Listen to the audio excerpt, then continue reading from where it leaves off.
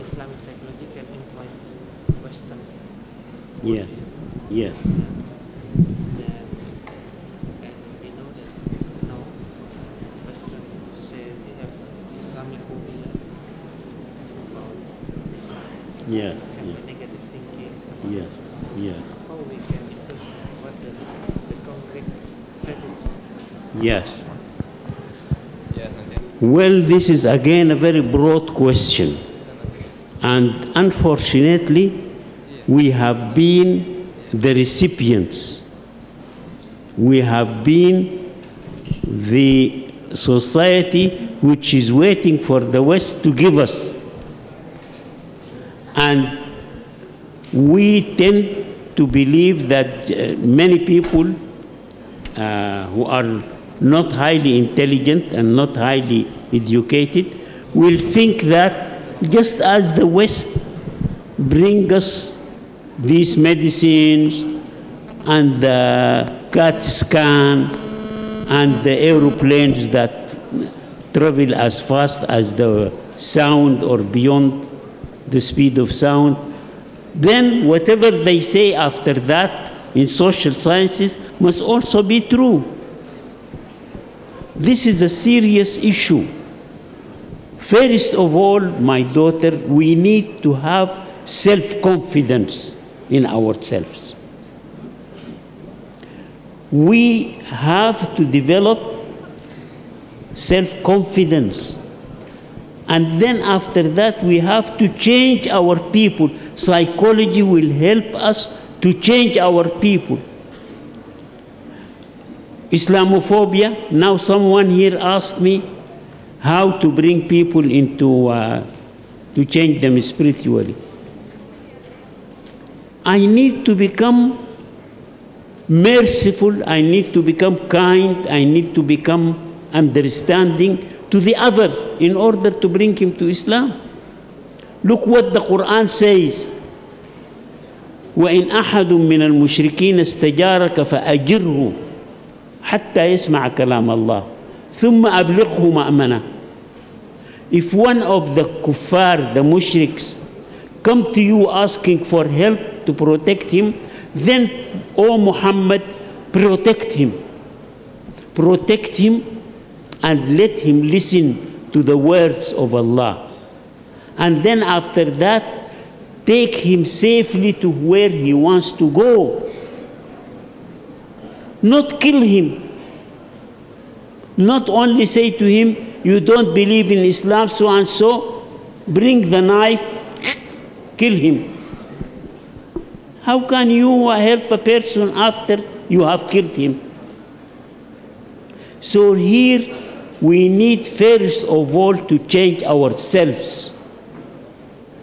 Allah will not make changes in people unless they make changes within themselves. This is the issue. It is a very big issue, my daughter. It's not only for psychology, it is for all the social sciences and for all the ways of life of the Muslims today. May Allah bless you. Yang pertama, bagaimana cara kita mempengaruhi budaya dunia barat gitu ya. Yang pertama ya kita harus percaya diri dengan apa yang kita yakini ya. Kita percaya diri dengan Islam yang kita yakini itu. Ya, dan kita harus mempraktekkan nilai-nilai Islam itu dengan benar gitu loh. Jadi salah satu cara untuk menghilangkan Islamophobia tadi adalah dengan kita menunjukkan bahwa kita ini orang Muslim yang merciful ya, penuh kasih sayang, memaafkan gitu ya. Jadi kalau ada orang non Muslim datang ke kita ya, meminta bantuan, minta perlindungan, ya harus kita lindungi gitu. Dan artinya bahwa kita sebagai bagian dari masyarakat Muslim harus bisa merubah masyarakat Muslim itu sendiri jadi lebih sesuai dengan nilai-nilai Islam gitu ya, yang tadi yang penuh kasih sayang ya, yang memaafkan, yang seperti yang dicontohkan oleh Rasulullah dan sahabat-sahabatnya gitu. Kalau kita tidak bisa menunjukkan keluhuran dari nilai Islam ya kita tidak bisa mempengaruhi gitu ya. Jadi berdakwah dengan cara menunjukkan ya. Jadi dakwahnya itu adalah teladan dari perilaku kita. Oke, saya kira begitu ya. Oke, yang berikutnya. Ya, monggo Mas. Assalamualaikum warahmatullahi wabarakatuh. My name is Afan. I am from Jamiah Islamiyah Sunan Kalijaga. Ya Syekh, Afan, ana atakallam bil lughatil arabiyyah. Ya Syekh, ayatul fikratul asasiyah allati sata'maluhal Islam maha na'lam fi hadzal 'asr anal madahibul arba fil ilmin nafsi qad ammat wa qubilat indan nasil ijtima'i. Islamic psychology yabnil fikratal asasiyah ala masadiriha kal misl Quran wal hadis. Islamic psychology Islamic psychology ila naqid kritikus ya, au ilal musahih watam. Fama ayatul fikratul asasiyah, what is basic concept in Islamic psychology? Thanks. نعم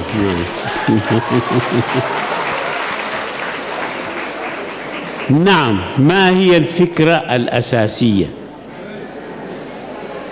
الفكرة الأساسية هي أن نجعل من علم النفس خادما للإسلام وليس عدوا له. الآن ملايين من الشباب من أمثالكم في جامعات العالم الإسلامي يدرسون فرويد ويدرسون وبالتالي هم يخرجون من الفكر الصحيح الإسلامي، يخرجون بدون إحساسهم. الإسلاميك سايكولوجي هو أسلوب لإنقاذ مثل هؤلاء الناس. في الأول ننقذهم ثم بعد ذلك نؤثر على الآخرين. الفكرة الأساسية هي هذه الفكرة يا أخي العزيز. I will say this in English so you can translate.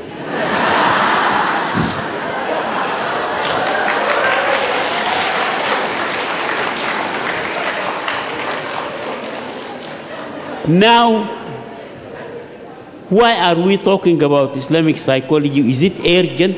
Yes, it is.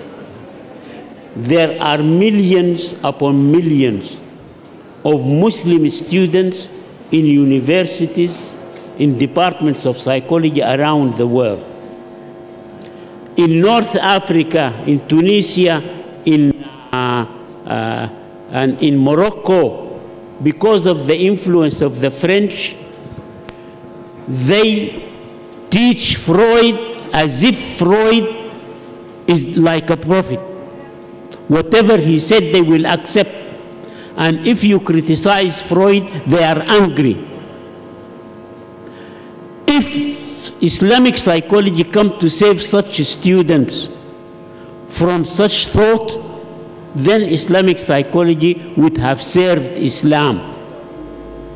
We need first of all to purify our teaching of psychology in the world. We cannot stop psychology. We are not in a position to say to the Muslim world, stop the teaching of psychology and wait for us to develop a new kind of psychology. We cannot do this now. So what can we do? What we do is to see what is useful in Western psychology and Islamize it and build a psychology on top of this. This is what IIIT is trying to do, to author books, to make books on Islamic psychology which will lead people and will lead lecturers. Now, what is the alternative? Our dear friend says, what is the thought on which it is built? What is the alternative? Let us say we stop this Islamization. What will happen? What will happen is that you will continue to study Freud, behaviorism, non-directive psychology, and you will think that this is the right thing, and this will lead you away. It will lead you away from Islam itself. So, in this case, Islamizing is to save people from satanic, from shaitan, from the civilization of shaitan. Okay.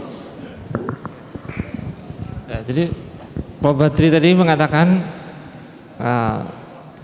ya yang pertama kali menjadi prioritas itu karena di dunia ini kan ada banyak mahasiswa muslim ya yang belajar psikologi. Jadi mereka kalau belajar di universitas di barat yang diajarkan kan psikoanalisa ya, behaviorisme, seolah-olah psikoanalisa ini jalan yang benar gitu. Nah, makanya kita perlu mengembangkan psikologi Islam dengan cara apa? Dengan cara mengislamisasikan ilmu psikologi. Kemudian setelah itu kita sebarluaskan dengan cara apa? Dengan cara publikasi. Jadi membuat buku ya, buku teks, atau kita mempublikasikannya dalam bentuk website ya, sehingga sarjana-sarjana muslim tadi di bidang psikologi memahami, oh ternyata ada paradigma lain selain psikologi yang mainstream, yaitu Islamic psychology. Nah, itu. Yes, in 1976 I gave a lecture in Indianapolis in the United States. The Muslim Students Association, the Association of Muslim Social Scientists, invited me. The title of my talk is Muslim Psychologists in the Lizard's Hole. I took this from the hadith of the Prophet Muhammad sallallahu alaihi wasallam. He said, the Prophet said, that a day will come when the Muslims are going to follow the ways of those before them, the Christians and Jews. Even if they get themselves into a lizard's hole, the Muslim will unthinkingly follow them. And I said now psychologists in the Muslim world are also getting into the lizard's hole. You know who were happy with the lecture and accepted it? The ones who were happy were the Americans who became Muslim, and some of them were psychologists. And at once they started a branch of Islamic psychology in the association there. When I came back to my lecture, my university in Riyadh in Saudi Arabia, the dean asked me to translate the lecture to Arabic and give it. So I did so. The Department of Psychology at the time had 13 professors and lecturers. 12 of them are Egyptians. They were very angry. Who are you to criticize Freud? When questions and answers came, they were very angry. But the students were happy. The next morning when I came to the university, all of them, they have long faces, they were angry with me. One of them, only one of them, was wise and was, because he got his PhD in the United States, not from Egypt. He came to me and he said to me, look here, Malik. You have criticized Freud, but these people, all these lecturers, do not know anything but Freud. If you take away Freud from them, they don't know what to teach. In fact, he said to me, they are getting their salaries from Freud. So here is a big issue. The students began to think differently. I am happy to see the students think differently. They came to me in front of the other lecturers. Professor Malik, how many lizards do we have in this department? And the lecturers became very angry. This was a time in which Freud was adored, as if whatever he said is correct. They speak about religious, how the child learns to worship Allah. They say Allah is the father figure because of his father.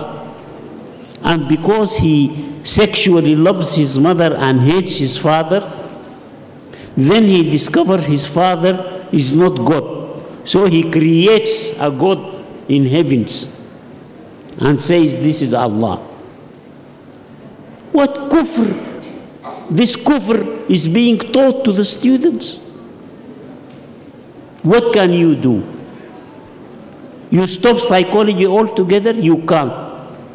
What is the other alternative? Is to show that this is wrong and kufr and give the Islamic alternative. Thank you. Ya. Oke. Jadi memang kita tidak bisa mengharamkan psikologi gitu ya. Mainstream psikologi itu tidak bisa kita haramkan begitu saja. Tetapi yang bisa kita lakukan adalah tadi mengislamisasikan, ya, menyesuaikan mainstream psikologi dengan nilai-nilai Islam, gitu ya, yang kita anut, sehingga kita mempunyai alternatif lain, ya, selain psikologi yang mainstream. Kira-kira seperti itu tadi ya. Karena ketika Prof Malik pergi ke Universitas di Riyadh, ya, Arab Saudi, banyak dosen-dosen di sana juga menolak gitu loh kritik dari Prof Badri tadi, ya, mereka menolak dan bahkan ada yang marah gitu ya, kok bisa Prof Malik itu mengkritisi Freud. Karena menurut staf di sana Freud itu udah teori yang paling bagus gitu katanya. Jadi ada banyak penolakan juga ya dari ilmuwan-ilmuwan psikologi Muslim ya, yang mungkin belum memahami tentang psikologi Islam. Oke, yang terakhir, ya. Assalamualaikum warahmatullahi wabarakatuh. My name Jayzi Rolanda. I'm from Ahmad Dahlan University. I read your paper about systematic desensitization. My question is, have you used this therapy for the patient from a country with a minority of Muslim? And what the difference when you're using this technique to the patient from a majority of Muslim? And on your technique, you're combining the three technique: cognitive therapy, behavior rehearsal, and psychospirituality. My question is, will you maybe someday add another technique for this therapy? Thank you.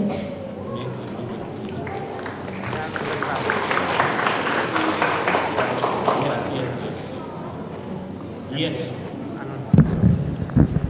Thank you very much for reading the paper, daughter. Yes, I have used systematic desensitization. What is systematic desensitization? It's a big words, but its meaning is simple. Wolpe made the following. People who have a phobia, he do two things to them. You have a phobia of high places, then first he teach you how to relax, to develop within you a response against fear, or he may give him a tranquilizer or some way by which to make the person relax. Then, to make him imagine going from the first floor to the second floor, gradually, in his imagination, then he actually takes him practically and take him gradually, floor by floor by floor. Now, this systematic desensitization has only been invented and used in the late 50s of the 20th century. But we, the Muslims, know this technique. They know it from the Holy Quran. Notice Allah subhanahu wa ta'ala did not start to tell the Muslims, stop alcohol. Stop alcohol, don't take it. From the first day of Islam. No. He only instilled Iman Billah, Bil Yawm al-Akhir, Bil Jannah wal Nar, until their hearts softened. And when their hearts softened, then he took it gradually, step by step by step. First of all, the ayah came, وَمِن ثَمَرَاتِ النَّخِيلِ وَالْأَعْنَابِ تَتَّخِذُونَ مِنْهُ سَكَرًا وَرِزْقًا حَسَنًا. From date palm and from grapes, you make alcohol, from which you become drunk, and also you have good nourishment. So good nourishment is not like alcohol. It is the first step. Then after a few months or a year, then they asked the Prophet, what about gambling and taking alcohol? Then Allah says in the Quran, يسألونك عن الخمر والميسر قل فيهما إثم كبير ومنافع للناس. They ask you about alcohol and gambling. Say, in them is a great sin, but it has uses for mankind. It was not prohibited, but people started to feel alcohol, drinking khamr is bad. Then after another year or so, one of the Sahaba was drunk and he was reading the Quran in funny way. So the ayah came, يا أيها الذين آمنوا لا تقربوا الصلاة وأنتم سكارى حتى تعلموا ما تقولون. When you are drunk, do not say your prayers. This is number 3, step number 3. Then in this, after this, people stop. When can they be drunk? Now it is Zuhr, Azan Zuhr. If he drinks to become drunk, then Asr will come. If he drinks after Asr, Maghrib will come, Isha will come. So actually what Allah made people do is not to take the alcohol in excess, to take it gradually out of their bodies. And when they were ready, they were told, إنما الخمر والميسر والأزلام رجس من عمل الشيطان فاجتنبوه. Stop it. Stop taking drink. So they were ready, gradually and with Iman. They say, when this ayah was revealed, alcohol poured in the streets of Medina until the goats of Medina were drunk that afternoon. They were drinking, the goats, Kambing were drinking the alcohol in the street and they were drunk. Why? Now there are two things. Making the heart softer, relax, and then take things gradually. This is what I have actually stressed in the paper. I use systematic desensitization, but giving it with each step, I don't stop. I don't just go on like other therapists. In every step, I stop the patient, I make him contemplate, I give him a spiritual dimension until he is fully powerful, then I take to the next step. This is a new technique that has not been done before. And I'm invited now to give it to Norwegian psychologists to train them in it. Thank you. Oke, jadi Prof. Badri mengucapkan terima kasih ya kepada mbaknya tadi, namanya siapa ya, yang telah membaca papernya. Nah, jadi sebenarnya teknik desensitasi sistematis itu sama dengan ketika Allah itu melarang Muslim untuk minum khamr ya. Jadi larangan itu diberikan step by step, jadi secara bertahap ya, secara bertahap. Yang pertama waktu Islam itu turun ya, tidak langsung ya mengatakan tidak boleh minum alkohol, tapi yang dibina itu adalah hatinya ya, harus beriman kepada Allah, hari akhir, pada malaikat, itu terus ya. Nah, setelah itu mereka meyakini itu, maka pelan-pelan alkohol itu dilarang ya, sampai akhirnya tidak boleh mendekati sholat kalau dalam keadaan mabuk ya. Itu sampai berapa bulan ya, habis itu baru turun ayat terakhir yang sama sekali melarang penggunaan khamr itu ya. Nah, jadi sebenarnya sama tekniknya, tapi yang dilakukan oleh Prof. Badri ketika masuk pada tahapan-tahapan tadi, Prof. Badri memberikan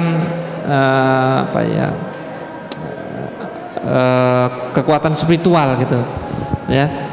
Jadi kan setiap tahapan itu ada step-stepnya, itu setiap tahapan itu terus diberi spiritual selain relaksasi ya. Jadi ada kekuatan spiritual, diberikan nasihat spiritual seperti itu. Baru itu naik lagi ke tahap berikutnya dan seterusnya gitu. Jadi ada modifikasi yang dilakukan oleh Prof. Malik Badri ketika melakukan desensitisasi sistematis tadi. Jadi digabungkan dengan pendekatan spiritual tadi ya.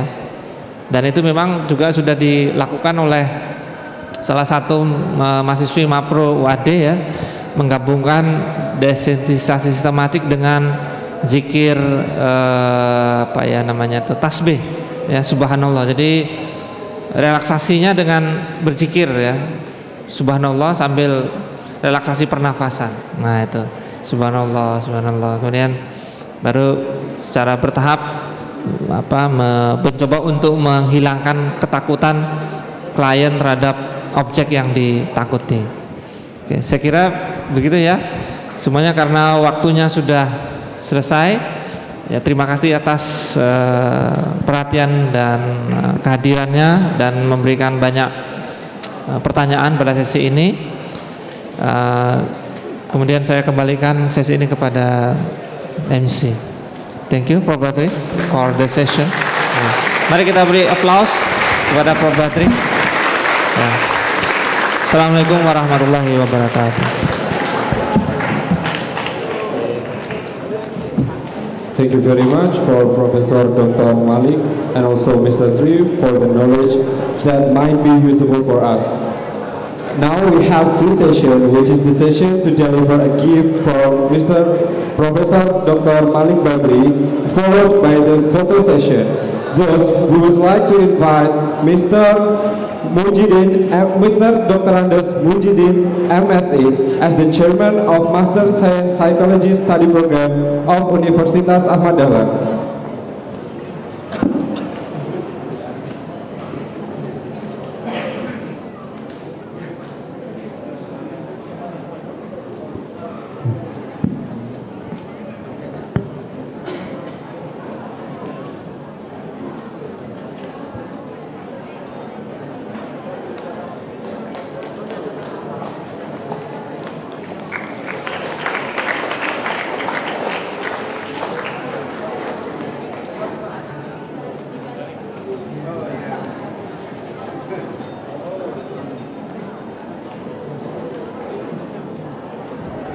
Bismillahirrahmanirrahim.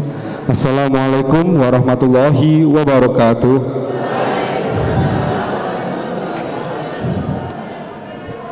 Good afternoon, ladies and gentlemen. Now we are facing the second session of our international conference today. So, the second session, we're going to discuss about the wisdom of Islam. There will be, this discussion will be led by Mr. Robert Frazier from Sophia University of United States of America. And also, the discussion will be led with Mrs. Ellie Nurhayati, PhD psychologist. For Mr. Robert and Mrs. Ellie Nurhayati, the stage is yours.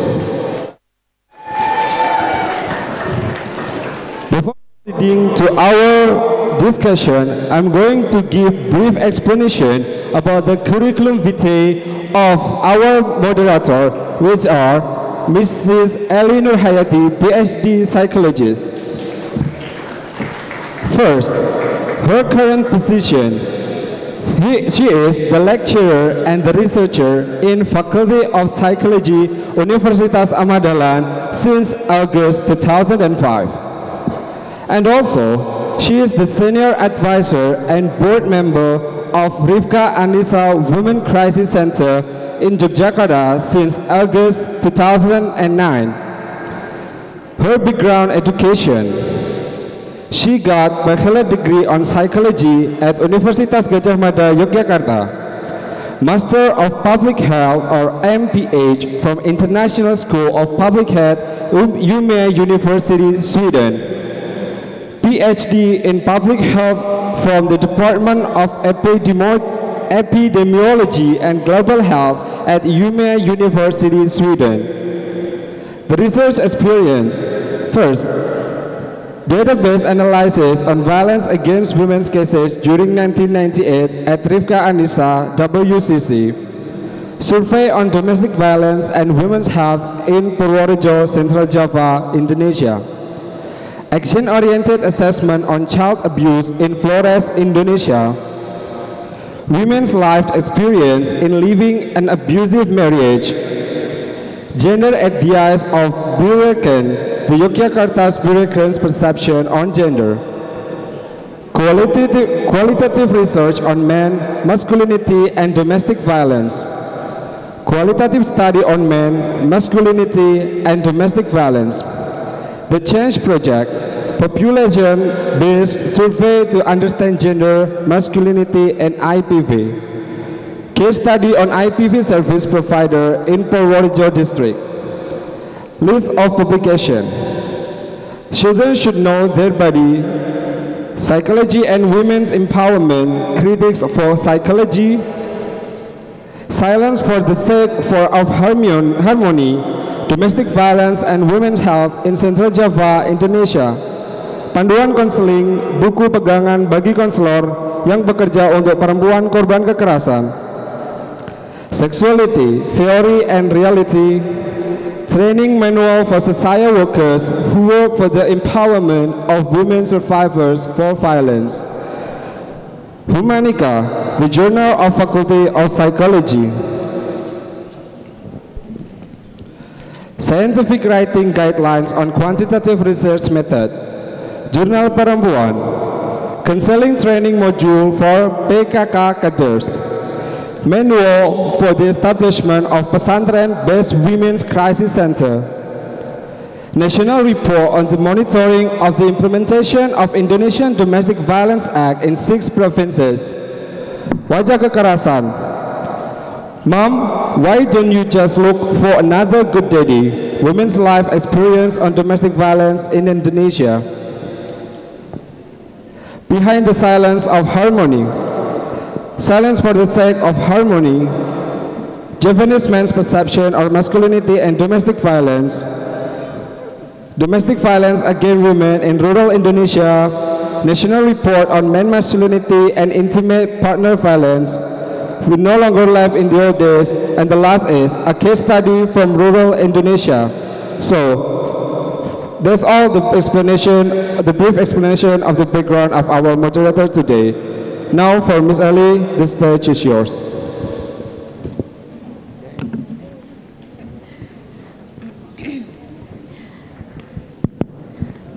Assalamualaikum warahmatullahi wabarakatuh. Selamat siang semuanya. Sudah makan semua ya? Oh, semoga kalau sudah makan nggak terus ngantuk maksudnya. Oke. Selamat siang semuanya. Selamat siang Profesor Fraser. Assalamualaikum. Welcome to University of Ahmad Dahlan in Yogyakarta, and I thank God that God has a beautiful plan that we made with the student and the academician here in the university, and especially that I am become the moderator for your session. It's very beautiful experience for me. I will introduce a bit about Professor Robert Fraser. Actually, mohon maaf, saya akan mix ya bahasanya. If I read the whole CV of Professor Robert Fraser, it will be very long list. And I think you can find yourself at by Googling, or you can find in somewhere in Wikipedia as well. But I think I have some point that is important to be introduced for you about our distinguished guest for this afternoon session. Professor Robert Fraser is an American psychologist, a social psychologist, and he is the founder of the Institute of Transpersonal Psychology, which is now called as Sophia University in Palo Alto, California. He is a director of the Law Residence Master of Arts in Spiritual Guidance Program and professor of psychology. And he is the past president of the Association for Transpersonal Psychology. He wrote, I think 7 books or more, or maybe more. He never counting how much books he already written. But one of the book that will be discussed, I think it's based from this book, The Wisdom of Islam, will be a topic of discussion for this afternoon session. From the personal life, Professor Robert Fraser born to a Jewish family, and then he converted to Islam in 1981. He is now a teacher. He is also a Sufi teacher or sheikh in Helvete Jerahi order, and he have an alias punya nama alias, yaitu Syekh Ragib Al-Jerahi. Yeah.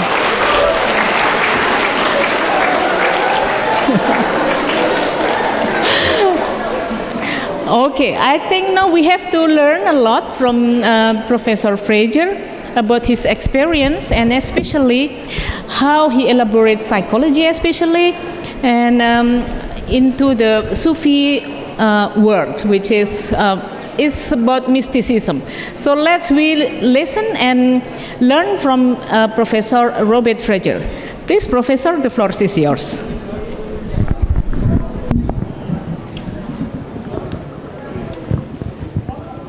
Assalamu alaikum wa rahmatullahi wa barakatuhu.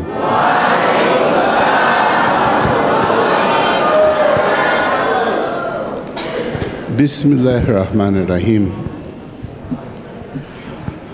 I became a Muslim and a murid at the same time because I fell in love with my sheikh. I had worked with many teachers in many different religions. I was born into a Jewish family and met Jewish mystics, Christian mystics, studied with great teachers of yoga and Zen Buddhism. And when I met my sheikh, I knew that he was the one to whom I could entrust the journey of my soul.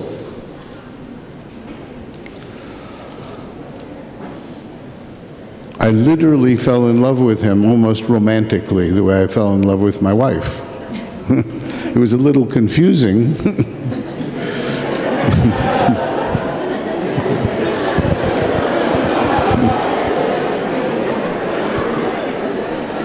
But the love of a murid for a sheikh is like nothing else.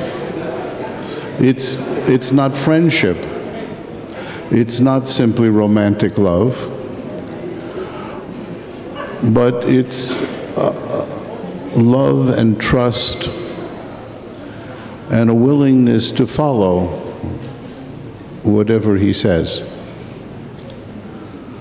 And basically, he guided me into Islam and Tasawwuf, and it's been one of the greatest gifts in my life.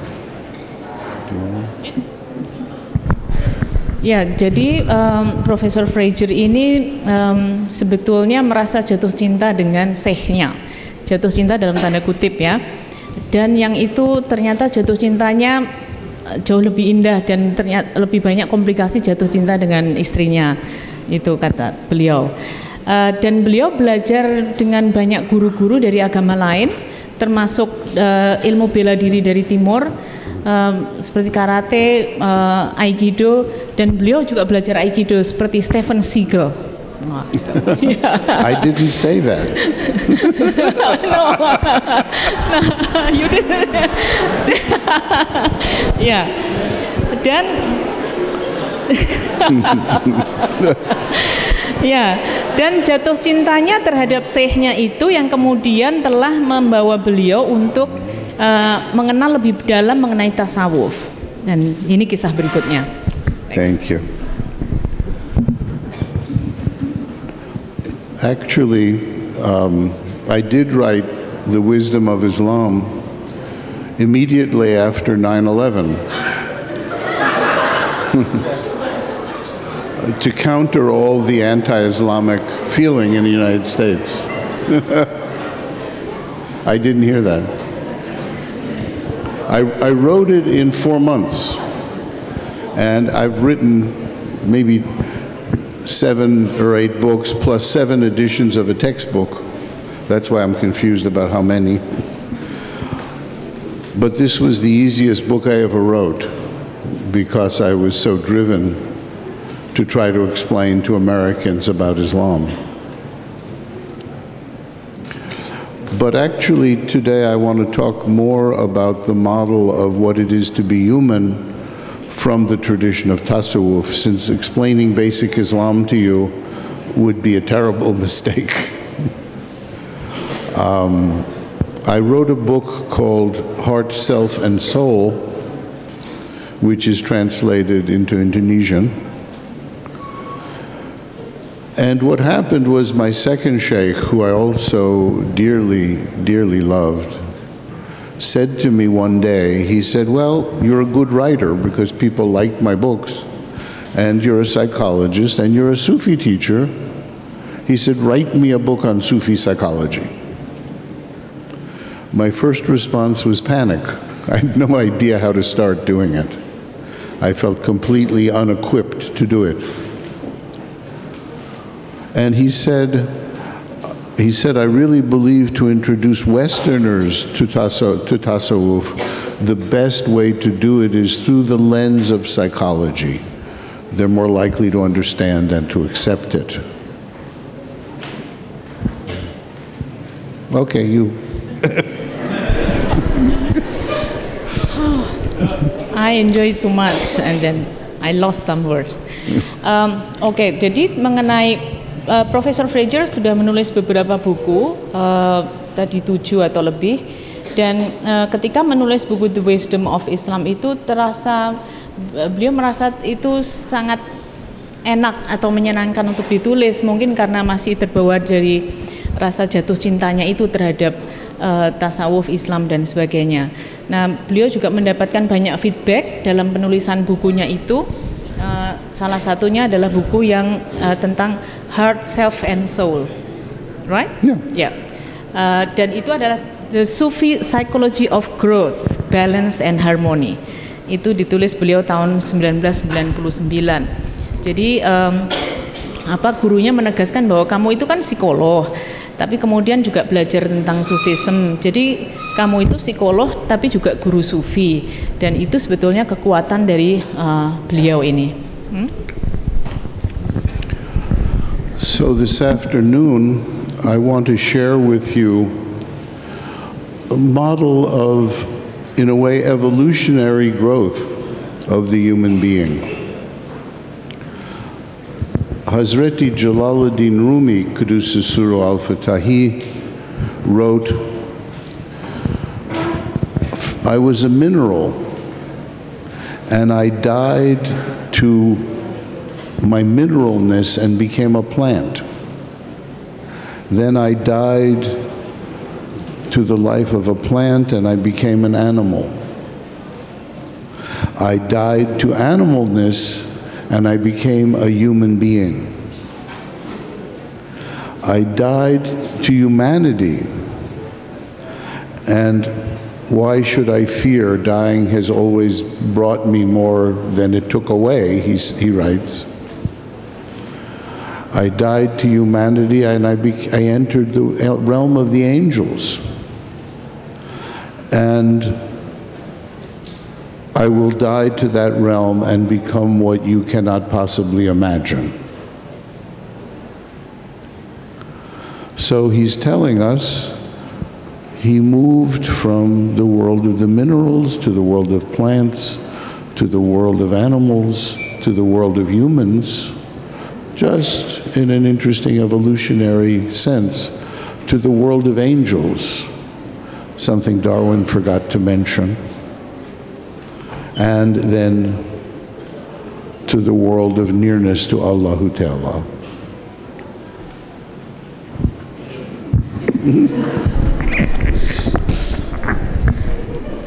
Saya yakin semuanya paham ya dengan yang dikatakan Prof. Fraser. Ya, enggak, karena saya merasa kalau saya translasi malah nanti mengganggu. Ya, enggak. Oke. No, I'm just checking. Yeah. So they said they understood everything and you don't have to translate. That's what I'm offering. Yeah. Okay. Ya, jadi tetap mau diterjemahkan? Oke, fine. Ini agak-agak semoga interpretasinya mendekati. Jadi beliau berefleksi dari bagaimana sebetulnya evolusi kehidupan itu yang berangkat dari mineral, mungkin jasa ternik dan sebagainya, kemudian menjadi tanaman, dan tanaman kemudian menjadi binatang menjadi manusia, dan akhirnya manusia nanti menjadi kalau Pak Fraser mengatakan itu sebagai angels. Apa kalau kita? Angels apa? Malaikat ya?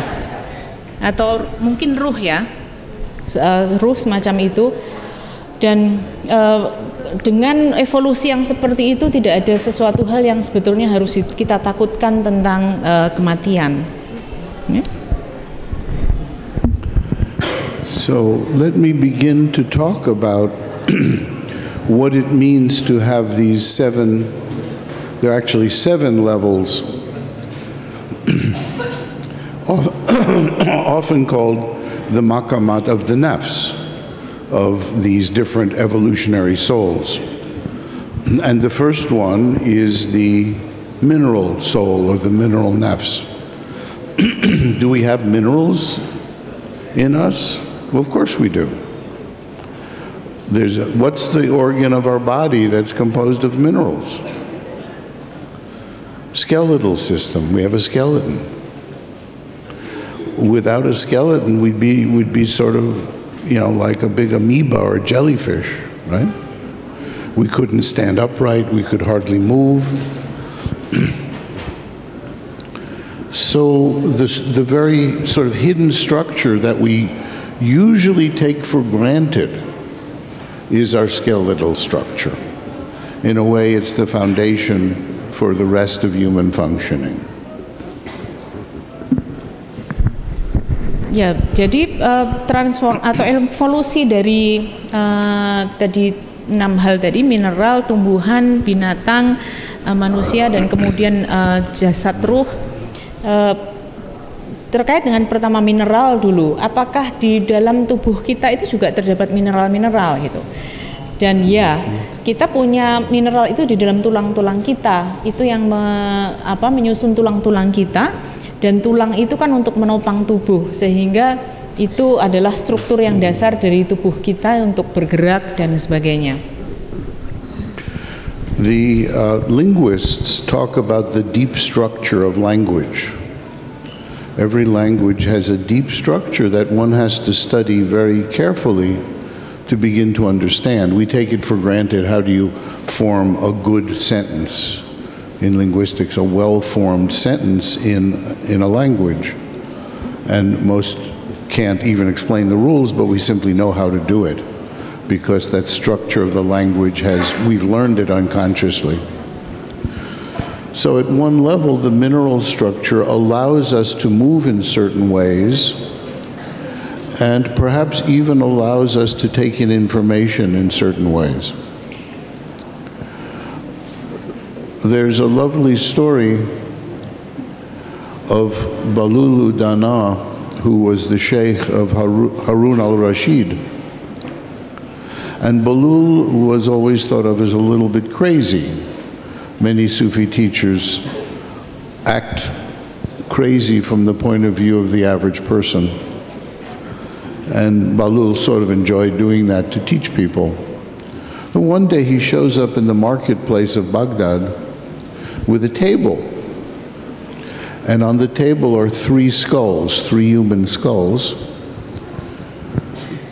There's a sign in front of the first skull, worthless, free. In front of the second skull, almost worthless, 5 cents. In front of the third skull, priceless, not for sale. And everybody came up and they looked at these 3 skulls, which looked absolutely the same. And they knew Balul was always playing jokes on people, so one man finally comes up and says, Balul, how can you say 1 skull is worthless, 1 skull is worth a few pennies, and 1 skull is priceless? They look the same. And he said, no, not at all. Look, I'll show you. And he took out a skewer,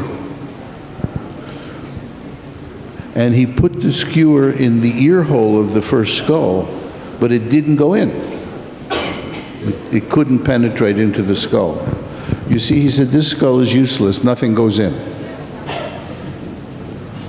Then he took the skewer to the second skull and he pushed it in, and it went all the way through the skull and fell out the other side. And he said, almost useless, whatever goes in comes out again. And then finally he took the third skull, pushed in the skewer, and it went in the first ear hole but stayed in the skull. And he said, you see, a skull like this is priceless. What goes in stays in.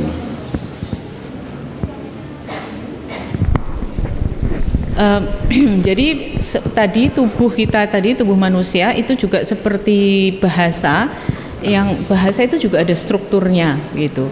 Dan kemudian Prof. Reger menceritakan sebuah kisah pada masa Syekh Harun al-Rashid, dan pada waktu itu ada sebuah semacam pasar begitu, dan di situ ada dijual tengkorak, scalp. You mean scalp, right? Skull. Iya, skull. Ya, oke. Tengkorak kepala di situ dijual.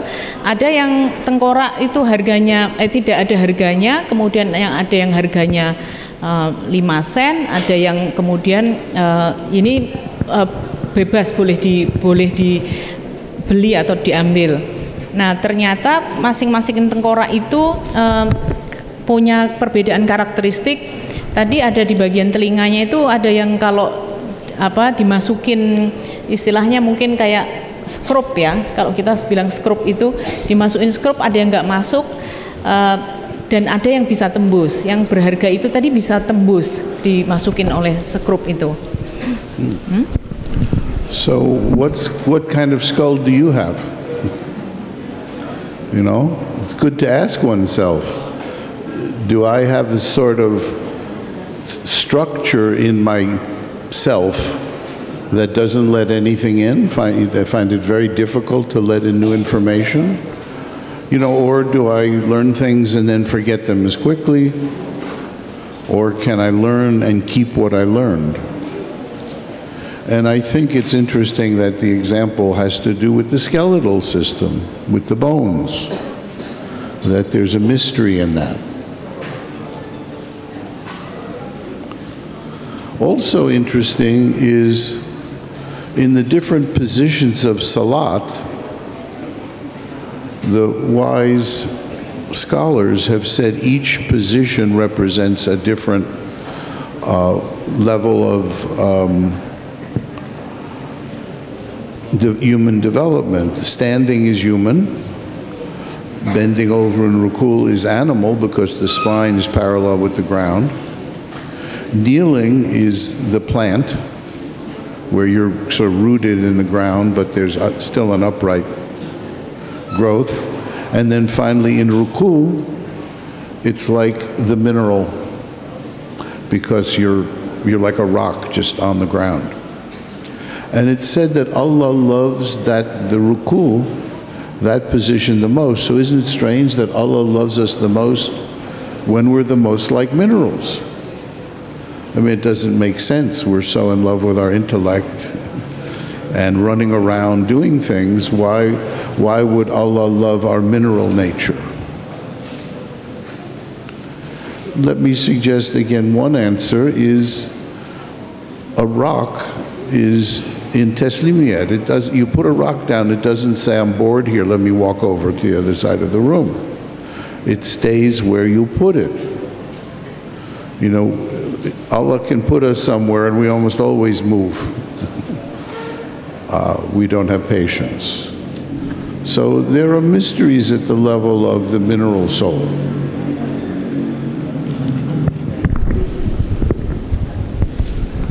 Ya, jadi dari kisah 3 tengkorak tadi itu yang bisa dimasukin skrup dan yang enggak di bagian lubang telinganya, itu sebetulnya simbol dari sebetulnya kupingmu itu bisa enggak sih buat dengerin gitu kira-kira. Ya ini simbolisasi saja ya, tetapi bagaimana ini adalah maksudnya adalah pembelajaran tentunya. Nah kemudian bagaimana posisi sholat itu sebetulnya merupakan simbol-simbol di mana misalnya berdiri itu memiliki simbol, kemudian ruku itu memiliki simbol yang kalau berdiri itu adalah human atau manusia, tapi kalau ruku itu simbol dari binatang, dan sujud itu sebetulnya menyimbolkan kita mendekatkan diri ke bumi yang itu adalah dekat dengan mineral-mineral. Thank you.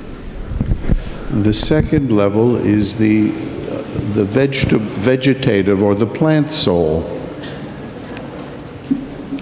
As life began, life as we know it began on this planet, it began with the plants, with algae and other growths in the ocean, which eventually moved to land. The one difference between plants and minerals, minerals don't grow. Crystals will grow, but it's a mechanical sort of growth. But plants take in nourishment, and they grow. They take in energy from the sun, many plants, and that's part of the growth cycle. So in us, at the level of, the intelligence that developed evolutionarily with the growth of the vegetable kingdom is an intelligence of how to bring in nutrients into the body, how to digest those nutrients, and how to turn them into growth. we're not consciously aware of this in ourselves. Let me ask you, do you have any idea, how you digest a spoonful of rice versus watermelon? Must be different processes. We do it automatically, but we don't have any conscious understanding of that process.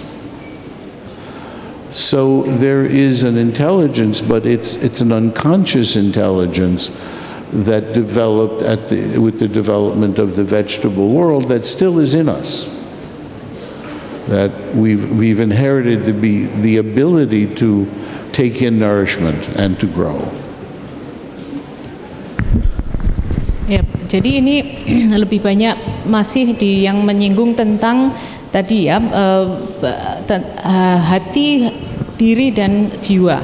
Jadi yang tadi itu dikatakan bahwa mineral itu tidak tumbuh, jadi maka tidak memiliki kecerdasan. Tetapi kecerdasan yang terendah ada pada tanaman karena dia itu bisa tumbuh dan karena dia bisa menyerap sesuatu dari luar, dan yang diserap itu adalah bisa mineral juga dan bisa menyerap energi dari matahari. Nah, karena ada matahari itu maka tanaman bisa tumbuh. Dan begitu juga sebetulnya ini simbolisasi dari manusia. Dia bisa menyerap sesuatu sehingga dia bisa bertumbuh. Nah, maka sebetulnya ada kecerdasan di masing-masing tadi itu level, dan kecerdasan di level yang terendah itu tadi adalah pada tumbuhan, ya, sayur-sayuran itu. Unfortunately, in modern counseling and therapy, issues of nutrition are usually forgotten. There have been many studies that have shown that if you change someone's diet, you can help cure depression, anxiety, many psychological problems. Most people have fairly bad diets, and yet the normal clinical treatment almost never talks about diet, exercise, these very basic functions. So if we're going to treat the whole person, and this is really a model of reminding us to treat the whole human being, I think one of the most important things is paying attention to nutrition, which, as I said, is a function at the level of the plant kingdom of the vegetative soul.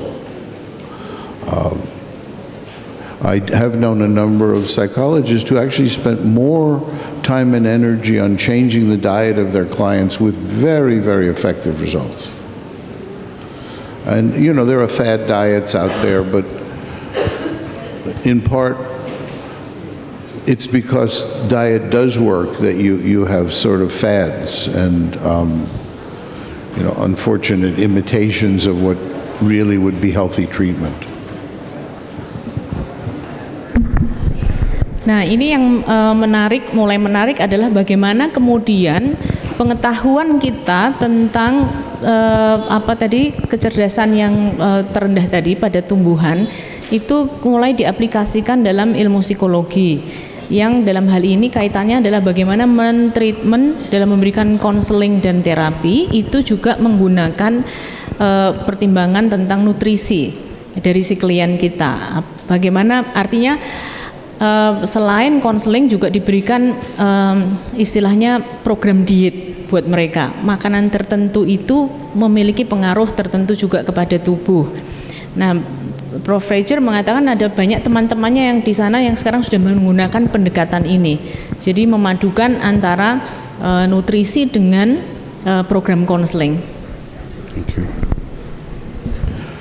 To move on, the next level is the animal soul. The obvious difference between plants and animals is plants tend to be rooted in place and animals move. So the animal kingdom has brought us a whole new function to life, which is the function of mobility. interestingly enough, in English, motion is related to the term emotion and also related to the term motivation. So it's with the animals that we get emotion. Plants don't seem to have a lot of emotion, you may have noticed. I mean, they may have a whole secret life, but I don't think they get angry in the same way that we do, or fall in love the same way as we do. But animals do love. Animals do become angry. Animals certainly move and are motivated by desires for food, to mate, to hunt down prey, etc. So these are very, very important functions, and they're very basic. They're not, I mean, we've inherited them, evolutionarily speaking, from the growth of the animal kingdom. They've been passed along to us. And by the way, what I want to suggest is Darwin's theory of evolution seems correct, but only up to a point. He doesn't understand that there's a break between physical evolution and the growth of humanity, which I'll talk about in a moment. Ya, dan sekarang kita bergerak ke jiwa tentang binatang. Kalau tadi tanaman itu kecerdasan yang paling rendah karena tanaman itu tidak bisa bergerak, jadi dia hanya tinggal di satu tempat. Pada tahap kecerdasan berikutnya adalah jiwa tentang binatang, dan binatang itu adalah sesuatu yang bisa bergerak, punya keinginan. Nah, maka gerak itu atau tadi action itu kaitannya nanti dengan emosi, dengan motivasi, yang tadi emotion, motivation, sehingga memang kecerdasan atau jiwa binatang itu adalah sesuatu yang sudah menyimpulkan adanya keinginan, ada aktivitas untuk melakukan perburuan, berpasangan, dan seterusnya.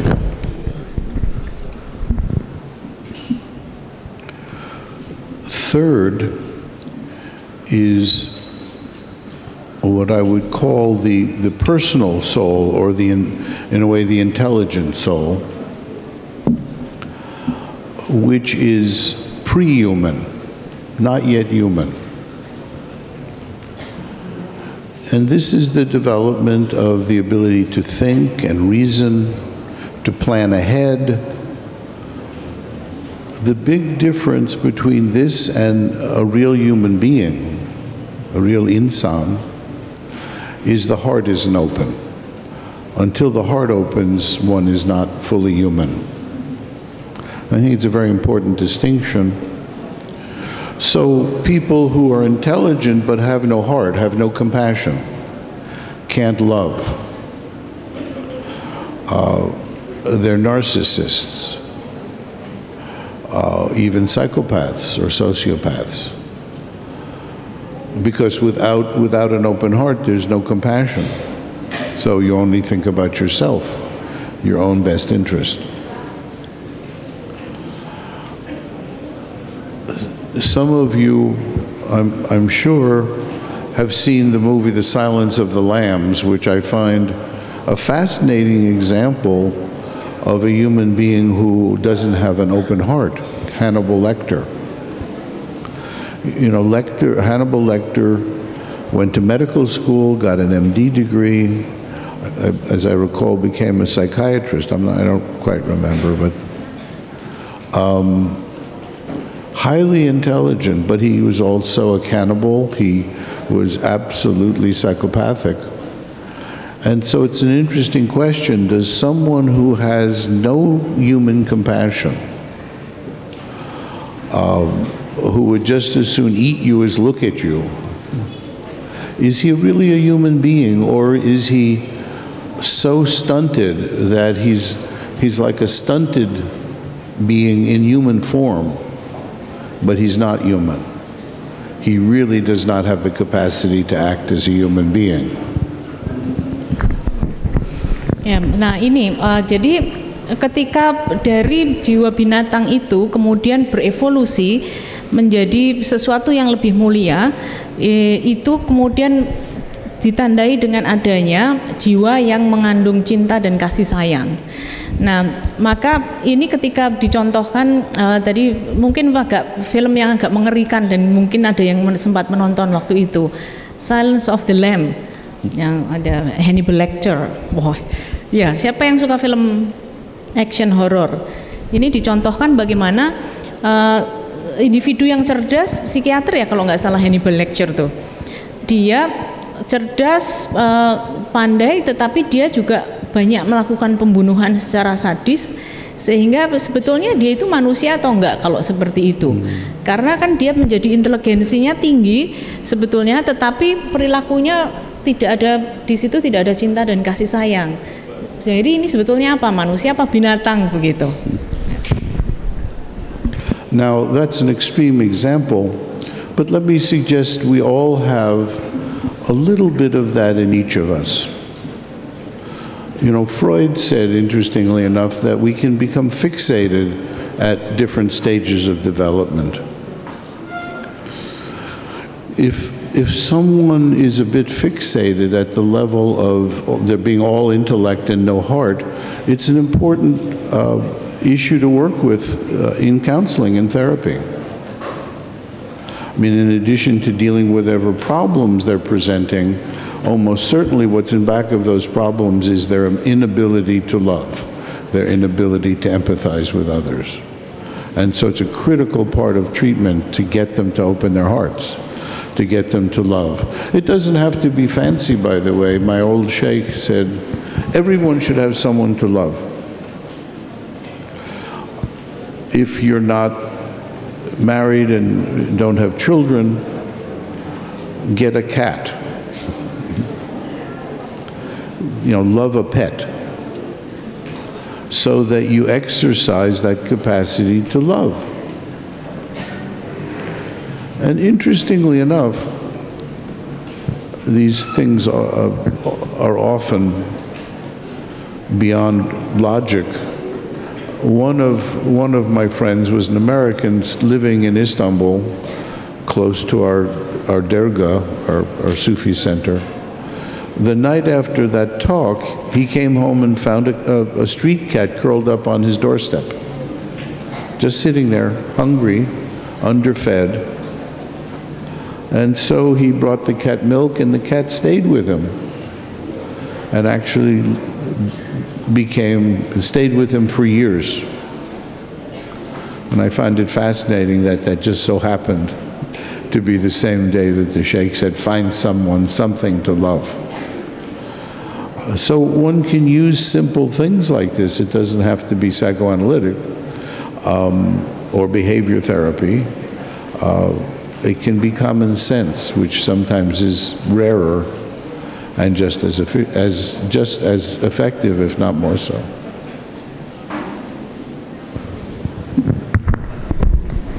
Ya, terus terang saya agak sedikit beberapa frasa hilang dari yang bagian ini, tetapi kira-kira mungkin begini.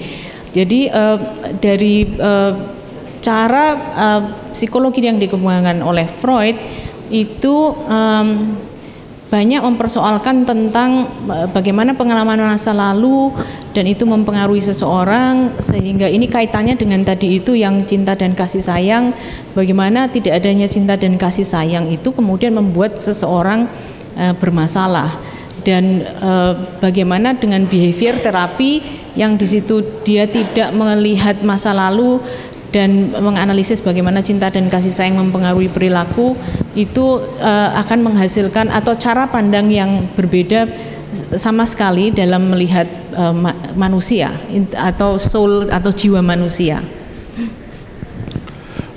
Again, I'd like to suggest that we all, these levels, these maqams, we move back and forth between them. Some people get stuck at one level or another. I'll just give you a couple of examples. Someone who's stuck at the plant level, someone who doesn't move. You know, their animal soul isn't healthy. In English, we sometimes say someone who's a couch potato. I'm not sure that translates into Indonesian at all. They're just like a vegetable that it just sits there. Someone in a coma is called in English colloquially, like they're like a vegetable. They don't move, they have no functioning.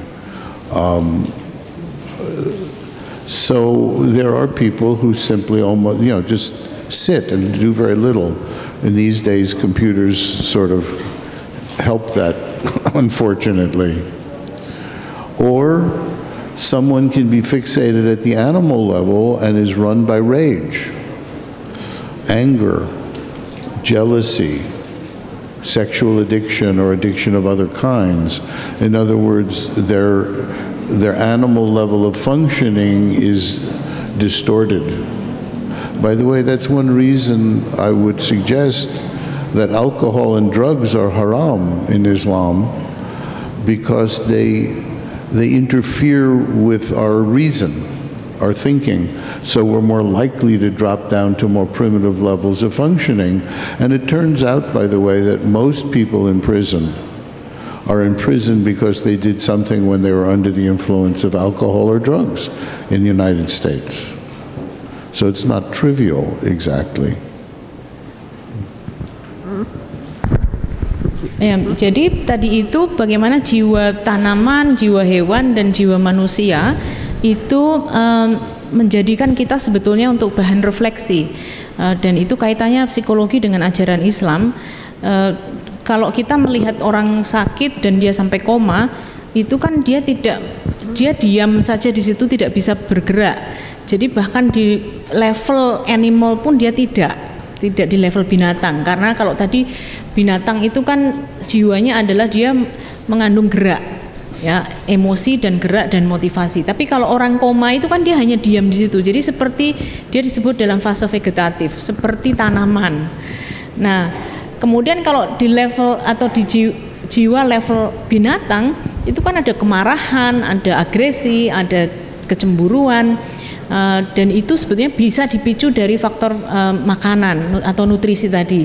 Itulah sebabnya dalam Islam alkohol itu diharamkan, karena itu bisa mendrive kita yang dari level yang kecerdasan lebih tinggi turun menjadi levelnya ke binatang. Kita jadi marah, agresi dan sebagainya. And here I want to make an important jump, because these first four souls, the mineral, vegetable, animal, and sort of intellectual, personal soul, are sort of part of the physical evolution of human beings, of primates, of life on this planet. And then there's a jump, there's a qualitative jump.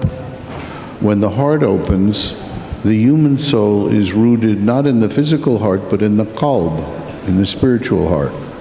So we move to a whole different level of functioning.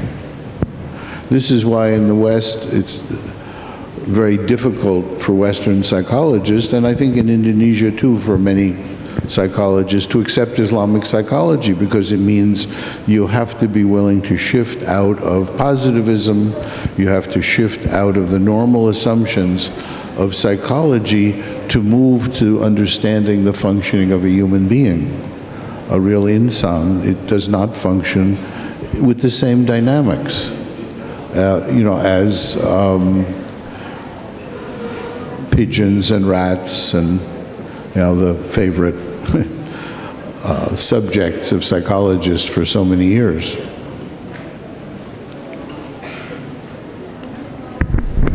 Nah, ini yang menarik kemudian adalah kalau tadi jiwa yang pertama itu mineral, kemudian yang kedua itu tanaman, yang ketiga adalah binatang, yang keempat manusia.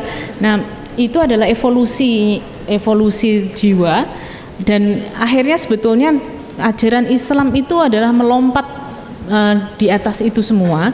Tentang kemanusiaan itu adalah apa yang disebut dalam agama Islam sebagai kolbu.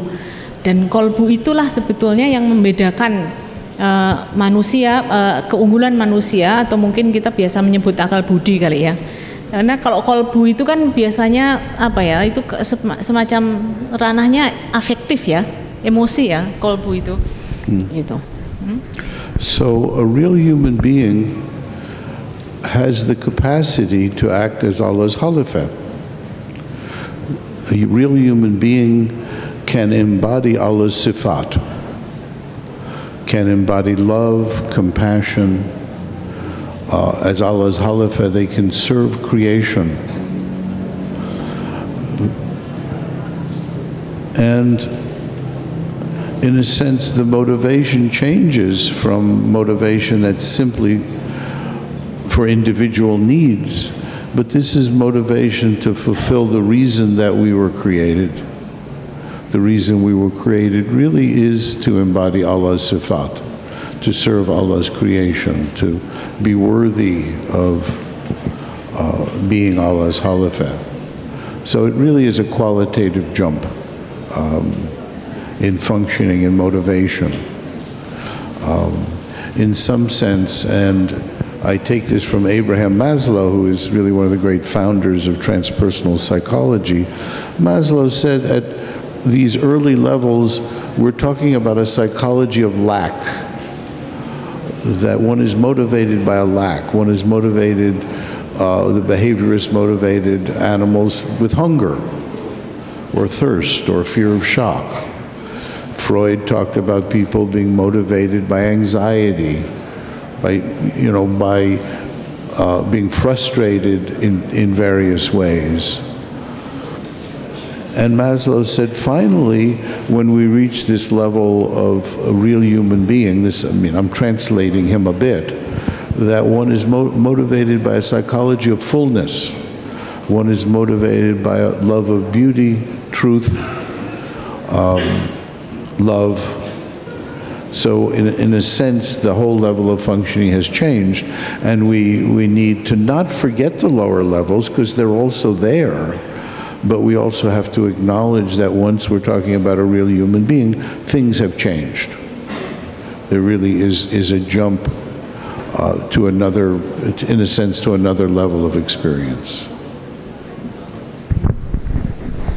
Nah, manusia itu sebetulnya memiliki kapasitas yang tertinggi dalam proses evolusi tadi itu, memiliki lompatan karena tadi ada kerja kolbu, dan itu fungsinya sangat berbeda dengan yang soul atau jiwa-jiwa yang tadi yang lebih rendah, di mana dia kuncinya ada pada kemampuan untuk berkasih sayang sebetulnya. Nah, kalau binatang itu hanya dimotivasi oleh misalnya rasa lapar sehingga dia kemudian mencari makan dengan caranya sendiri, tetapi manusia bisa mengatasi itu semua, dan motivasinya itu didasarkan kepada kolbunya. The next level, as Rumi pointed out, we move from being human to entering the angelic realms, the angelic soul. The angels are in a state of,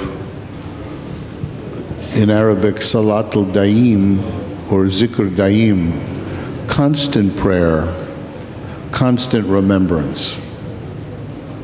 And it is possible for human beings through a great deal of spiritual discipline to be in a state of not forgetting God, of being in a state of remembrance.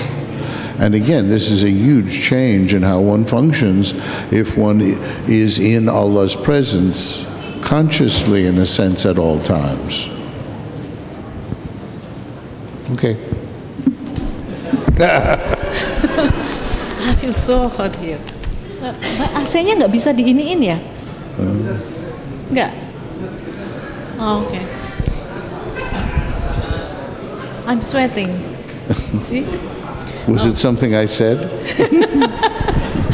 Yeah. Nah, ini mungkin tadi what do you call angel in Arabic?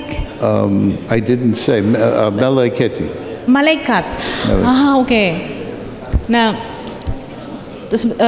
evolusi yang paling tinggi adalah kemudian kepada malaikat. Ternyata jadi angels itu adalah malaikat, dan malaikat itu adalah entitas yang di sini adalah sudah beyond itu semua. Jadi tidak memiliki motivasi apapun, karena memang itu dia tidak memiliki kemauan sendiri. kecuali hanya patuh ya saya kira kepada yang pencipta. In a sense, it's a state of ihsan. And ihsan is defined as praying as if you're in Allah's presence. That even if you can't see Allah, you know that Allah sees you. That's a state of remembrance. There was as a Sufi teacher, I tell a lot of stories because stories seem to stay with us longer. There was a famous Sufi saint, and two great scholars thought they would test him to see whether or not this was really whether his reputation was deserved or not. And they said, let's test him on the Shariat, because Tasawwuf is really based on Shariat, and does he follow the Shariat? Does he know the Shariat, or is he just some silly mystic with a big mouth? So they came to him and they introduced themselves, and one of the scholars said, "Can you tell us when does someone have to take ablution, abdes?"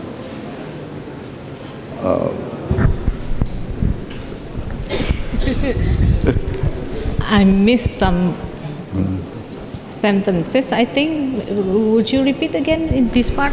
Sure. The two great scholars came to a saint and asked him about Shariat, and they said, can you tell us, according to when do you have to take ablution, abdes? And I don't know what it is in Indonesian.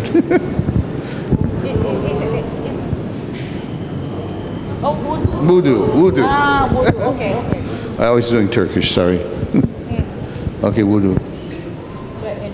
When do you have to take wudu? When do you lose? When you have to take wudu? Before what? They asked the saint this. They asked this question to the saint. To the scientist. To the saint. Okay? Let's move along. And the saint said, well, is that for you or for me? And they said, what do you mean? And then he said, well, you have to take wudu whenever you go to sleep or whenever you have to use the toilet. Or he went through perfectly the Shariat, the rules for when you have to renew your wudu. Oke, jadi dalam Islam itu kan kita ada ajaran syariah, dan ajaran syariah itu yang tadi dicontohkan oleh Prof. Fajr adalah tentang wudu. Karena di dalam Islam itu kan diajarkan tentang berwudu atau bersuci itu, dan sebetulnya bersuci itu bisa dilakukan kapanpun, tidak hanya kalau mau sholat saja, tetapi misalnya kita habis dari toilet, habis buang hajat, kemudian kita berwudu, kemudian kita mau tidur itu juga berwudu. Jadi memelihara kesucian itu bisa setiap saat kapanpun. And so the scholars were impressed by that he knew Shariat perfectly, but they said, but you asked, do you mean for you or for us? What do you mean for you or for us? Isn't there just one Shariat? He said, no. Those are the rules for you. For me, I have to retake wudu whenever I forget Allah. I need wudu when I forget Allah. When you forget Allah? Yeah, that's what he said. For the saints, that's what. Oke. Ya, jadi ini ada cerita tentang Sufi yang ditanyai tentang wudu, dan Sufi itu mengatakan bahwa sebetulnya aturan atau syariah itu untuk siapa? Untuk kamu atau untuk saya? Gitu. Dan dikatakan bahwa enggak, kalau ya sebetulnya untuk kita semua, tetapi kalau buat saya itu berwudu setiap kali saya itu lupa gitu. Nah, terus kalau lupa kok terus wudu ya, itu yang kita ya. I should tell you, I've never met anybody at that state, but I believe there are people that really are in a state of constant remembrance, for whom that's true, that they remember Allah. Basically, whenever they forget, they go and take wudu again. let me just quickly, what I want to do is just quickly describe the seventh state, and then we can have a break. The seventh stage is called the stage of the secret of secrets, or Sir al-Asrar, actually, the secret of secrets. And it's the state of, in a way, unity with Allah. It's the state of being Abdallah, Allah's servant, slave. It's the state of Hazrati Muhammad sallallahu alaihi wasallam. It's the state of the messengers. And shouldn't we, in Islamic psychology, include the state of the messengers and the great prophets? Not that we're going to get there because we know he was the last of the messengers, but it seems to me our psychology needs to include the highest level that human beings are capable of to make it a full Islamic psychology. Nah, kalau kita di dalam Islam selama ini ada utusan Tuhan yang dalam hal ini adalah Nabi Muhammad yang menyampaikan ajaran tentang Islam, maka sebetulnya psikologi Islam itu adalah seharusnya level yang paling tinggi dari ilmu psikologi, gitu, karena mengandung ajaran yang tadi itu. Ajarannya adalah sebetulnya mengajarkan kepada manusia untuk bisa mencapai level kecerdasan atau soul yang tertinggi tadi itu. So what I'd like to do now is have a short break, maybe 10 minutes, and I'd like those of you who wish, if you have questions, write them on a piece of paper and hand them in to us, and we'll go through as many as we can. And if you don't have paper, you should have brought some with you. Or maybe they can talk directly. Then you have to translate it, and then we need a microphone for them. No, Okay. let them write it down. Okay, then you prefer them to write. I don't Okay. think we have a choice. Ya, baik. Prof. Rejer mungkin melihat kita sebagian besar dari kita agak kelelahan karena panas dan mengantuk. Nah, beliau menyarankan kita break 10 menit, dan untuk yang punya pertanyaan silahkan dituliskan saja sekarang dan kemudian memberikan ke depan. Nanti beliau akan menjawab pertanyaannya secara tertulis saja. Nggak apa-apa, pakai bahasa Indonesia, nanti saya bantu translasi ke beliau. Okay, 10-minute break. Yeah. It's 10 minutes after. We'll be back at 20 minutes after 2. Answer, oke. Inshallah. Ya. Jadi 10 menit untuk menuliskan dan istirahat, dan 10 menit nanti untuk memberi jawaban. Jadi kita break 20 menit dulu. Sepertinya beliau juga kecapean.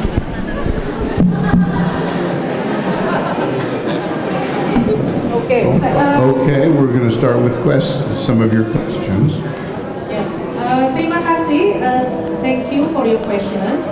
We got a lot of questions here, but we decided to pick up 3 questions only, and also some question is really the same. So now the first question is about how can Islamic psychology teach us so we can be a human being in the highest level. It's like or called.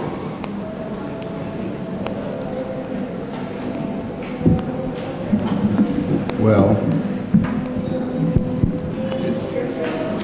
maybe the other one. Is it better now? Can you hear me? Okay, thank you. I would be satisfied. I think we should be satisfied with merely being a real human being. That's a good goal. It's not a small thing to be an insan, a human being, to have an open heart. After that, there are very few who remember Allah all the time, but that's very rare. And by the way, you can't get there. Allah can get you there. We can't do it by ourselves. So in fact, we can't do anything by ourselves, but certainly human effort can bring us toward becoming a real human being, to having an open heart, to loving Allah's sifat. One of the things you can do is study Allah's sifat, the Asma al-Husna. And I suggest one by one, you can make a project of trying, how can I embody them? You know, we have a beautiful tradition in Islam where parents name their child as the servant of one of the sifat. So Abdullah is the servant of Allah. Abdul Rahim is the servant of Allah's Rahmah. So we can try to do that for a week, for a month, to truly be conscious of embodying love, of embodying Allah's Rahmah, Allah's compassion, embodying truth, Ya Haq. And that's an important sort of study and practice in learning to become a real human being. You know, it includes following the Shariat, being honest, being kind, helping your neighbors, becoming less selfish, less self-centered. One of my colleagues said, all human beings are born selfish. We're all born narcissistic. A baby only thinks of itself. What else can it do? But the sign of healthy human development is at each stage, one becomes less narcissistic, one becomes less self-centered. So working on that, trying to serve more and expect less, is part of the work of becoming a real human being. Ya, jadi menurut Prof. Fraser, untuk mencapai jiwa yang tadi itu yang tertinggi, mungkin spiritual state ya, it's kind of spiritual state, right? I don't know. You said it in Indonesian. It's kind of spiritual state. It's like the highest level of Jadi kalau bersyukurlah bahwa kita menjadi manusia apa adanya sebetulnya menurut Prof. Fraser, tetapi kalau kita ingin menaikkan level spiritual kita, tadi Profesor Fraser menyarankan kita banyak-banyaklah bersyukur dan membuka hati kita dengan cara banyak-banyak mengamalkan Asmaul Husna. Jadi ya Allah, ya Allah, ya Allah, ya Rahman, ya Rahman, ya begitu, semacam itu.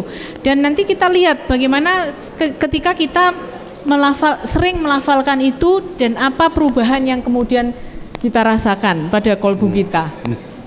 But let me warn you, simply saying, for example, Ya Wadud, Ya Wadud, you know, Allah's virtue of love, if you don't love, it doesn't do any good. Just reciting the word love doesn't make you love. You have to actually get out and do it. So ya, tapi Anda melakukan, kalaupun nanti melakukan mewiridkan Asmaul Husna itu, kita tetap harus dilandasi kecintaan ya. Tidak asal bunyi aja, tetapi benar-benar harus memang kolbu kita yang mengucapkan. Islam is based on action. It's a little like behaviorism. You know, it's our behavior that matters. I mean, to be a Muslim, you have to act in certain ways. You have to do salat, you have to follow the Shariat and the Sunnah. And in the sense to grow into being a real human being, you have to truly become a servant of the Asma al-Husna. So you have to love, you have to be charitable, you have to be generous, you have to be, you know, servant of ashukur, to be grateful. Well, it sounds simple. Ya.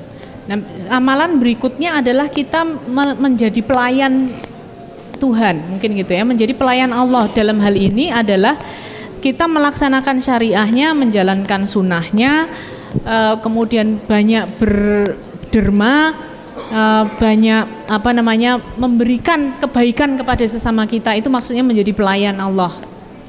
Okay. Next question. Ya, pertanyaan berikutnya. Next question is about methodology. Dear Professor Fraser, I would like to know how to create the research of the wisdom of Islam. I think Islam value is very universal, but I didn't have enough research methodology to create Islamic research. Do you want to repeat it in Indonesian, just in case? Do you want to translate it into Indonesian too? Ya, pertanyaannya ini adalah sangat sedikit riset tentang metodologi riset Islam. Nah, bagaimana kita menciptakan metodologi riset Islam itu? There are many ways to do this kind of research. My suggestion, in a way, would be a combination of anthropological and psychological methods. I think you have to investigate what is the experience of being a Muslim. What is it like to live a life as a Muslim from the inside? What are the inner experiences of Muslims? And how does living that life, how does that support one? But in addition to describing the lived experience of Muslims, I think it's important to have quantitative data as well, if you want to be taken seriously. So, you know, one can look at differences in rates of health.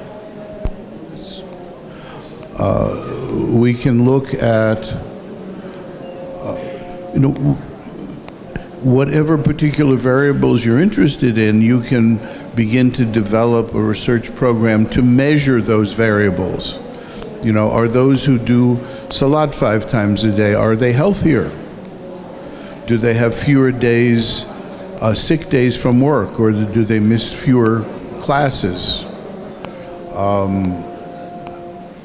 What is the rate of happiness among Muslims? There are measures of happiness.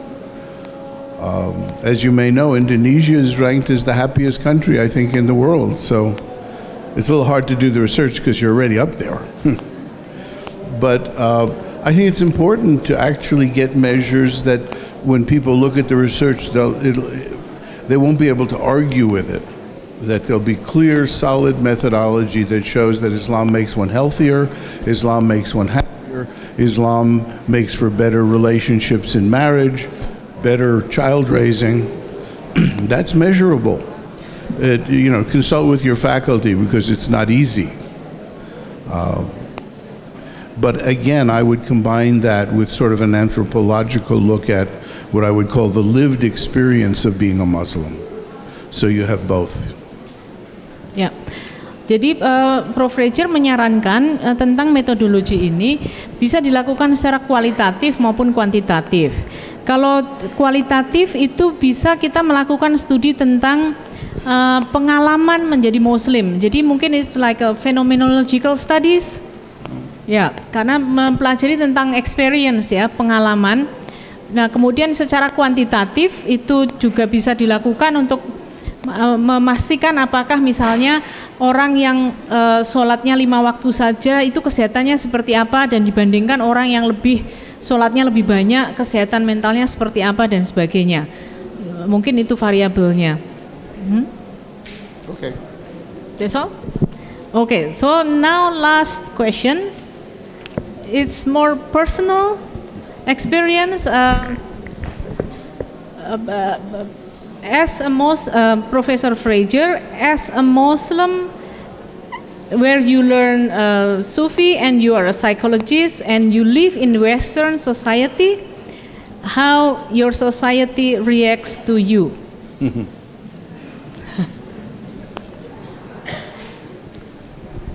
Generally, I don't tell them. It's nobody's business, my relationship to my God, to Allah.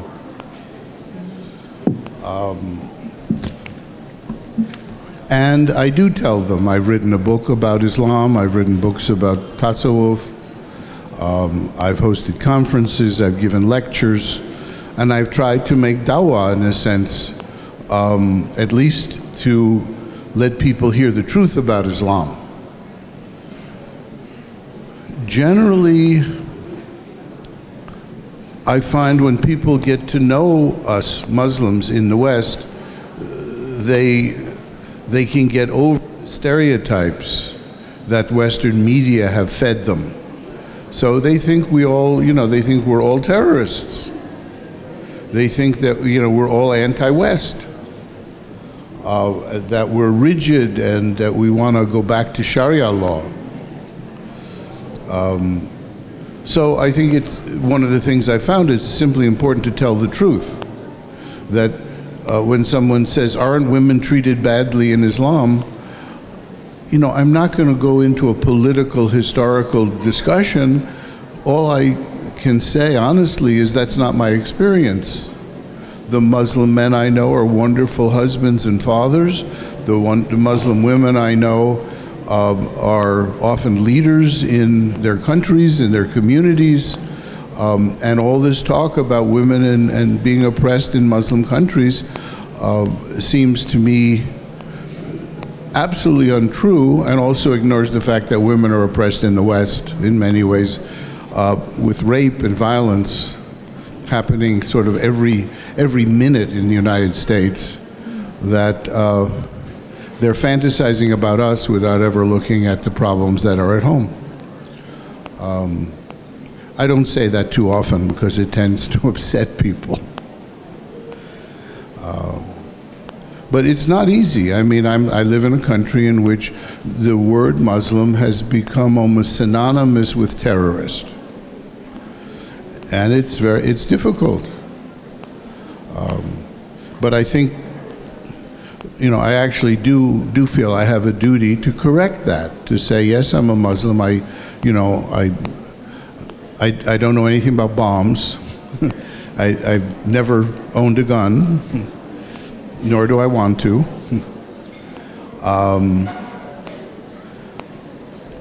And that Islam is a peace-loving religion. I think that's really very important. One of colleagues, Tariq Ramadan, who's really a wonderful sort of philosopher of Islam, said, the translation of Islam as submission to Allah is a terrible translation, because to submit usually means to be defeated and to give in to somebody else. To submit to someone else's power is to just give your power away, because you've been captured in some sense. And he said, if we're going to define Islam in Western language, we should go back to the roots of salama, which is Islam is the peace that comes from trusting in Allah. The peace that comes in loving Allah, which is very different from submission of your will to Allah's will. So already, the problem is the translations of the Quran, the translation, even the word Islam, have been biased. And I just keep pointing that out. Ya, jadi sebetulnya secara pribadi Prof. Roger tidak pernah menyatakan dirinya di sana menyampaikan kepada publik, saya itu orang Islam, saya mempraktekkan agama saya seperti apa, karena memang di sana hal itu tidak pernah menjadi urusan orang lain ya.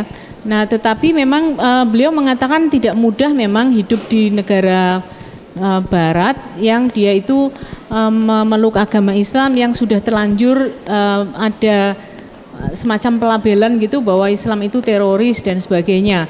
Sebetulnya beliau malah ingin membalikkan bahwa kalian sendiri di Amerika kan juga hampir setiap saat banyak perempuan diperkosa. Jadi kalau mau mengatakan katanya Islam itu merendahkan perempuan, beliau sebetulnya ingin mengatakan bahwa yang enggak Islam aja tuh juga kondisi perempuannya tertindas gitu. Jadi tetapi dia tidak pernah mengatakan begitu karena dia tidak ingin memprovokasi situasinya.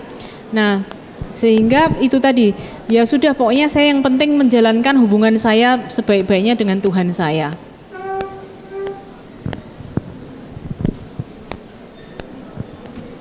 Do we have one more question hiding there? No, actually, okay. this is the last one, but maybe you can give your concluding remarks for your session. Hmm?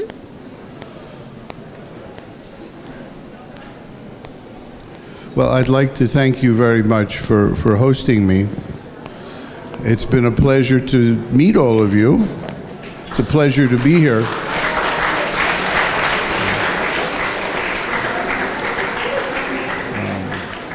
And frankly, I'm really honored and delighted to be in a Muslim university because we have maybe 2 in the United States and they're small. You could put them in this room, sort of. So it's wonderful. Is there a question over there? Come over here and I'll give you a microphone. Oh, you give him a microphone.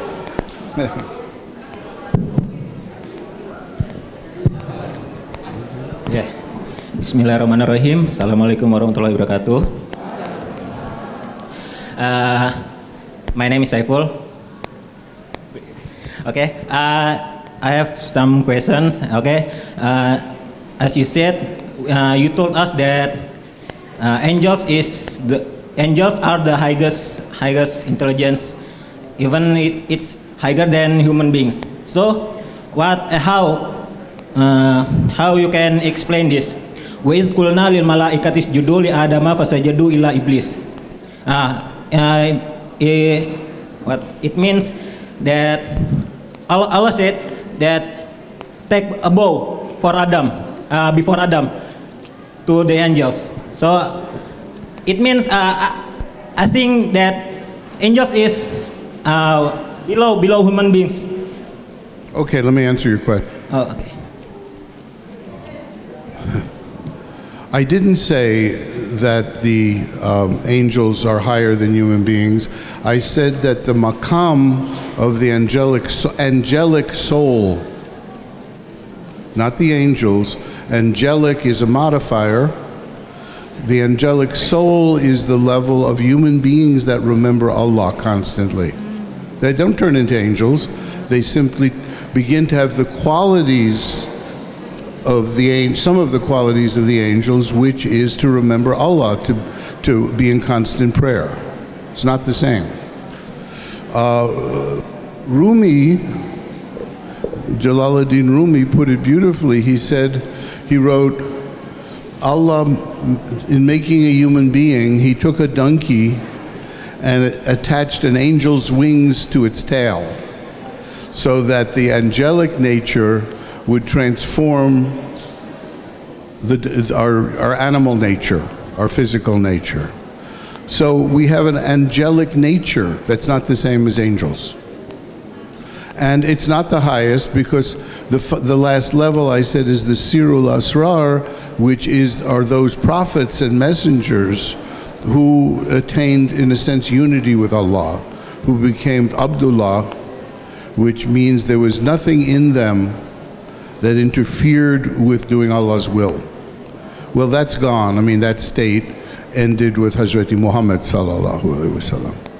So that's the highest state, but we can't turn into a prophet or a messenger. That, we simply have examples of what that's like. And alhamdulillah, we have a great record of the sunnat of Hazreti Muhammad sallallahu alaihi wasallam to give us a hint of what human beings are capable of becoming. Not that we can get there. So that's the answer. Thank you. You're welcome. My sheikh actually said, I'll tell you a quick story and then we'll go home. There was Sultan Bayazid. Most of my stories are Turkish because that's where my Sufi home is. The Sultan Bayazid built a great mosque in Istanbul, and he invited a famous Sufi sheikh to give the khutbah for the first Friday prayer. And all the Ottoman court came, and all the people in the neighborhood packed this great mosque. And just as the sheikh was getting up to make the khutbah, a very simple man who sold water in the city of Istanbul there were water carriers who would go to areas where there were wells and bring the water to areas that didn't have wells, so they didn't have running water in those days. And he said, "Excuse me, everybody is here. Could you please see if anybody has found my donkey, because my donkey is missing. And I need my donkey to carry water so I can sell it." So the sheikh said, "Yes, my son," and he got up on the mimbar, and after he began the khutbah, he said, "Let me ask all of you, is there anyone among you who doesn't know love, who's never experienced love?" Nobody's moved. And he said, "Look, you're in Allah's house, this beautiful new mosque. Tell the truth. Has anybody never loved? Has never loved a pet or another human being?" Finally, one man got up, sort of embarrassed, and then two more got up as well. And he said, "Now, truly, have you never loved?" And they all nodded and said, "Yes, we've never loved anything. You know, our hearts just simply have been cold."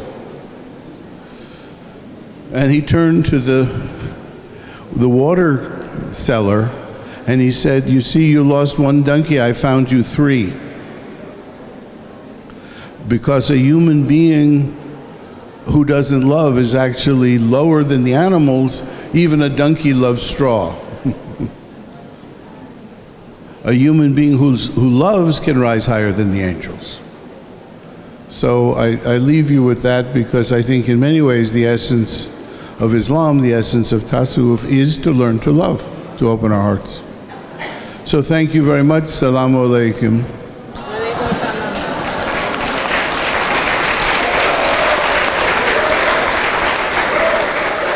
And thanks to our moderator, who has done a wonderful job, has been very patient with me.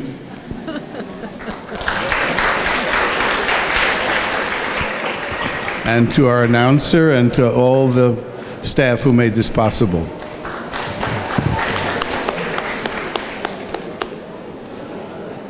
Well, thank you very much for Professor Robert Fraser for his knowledge.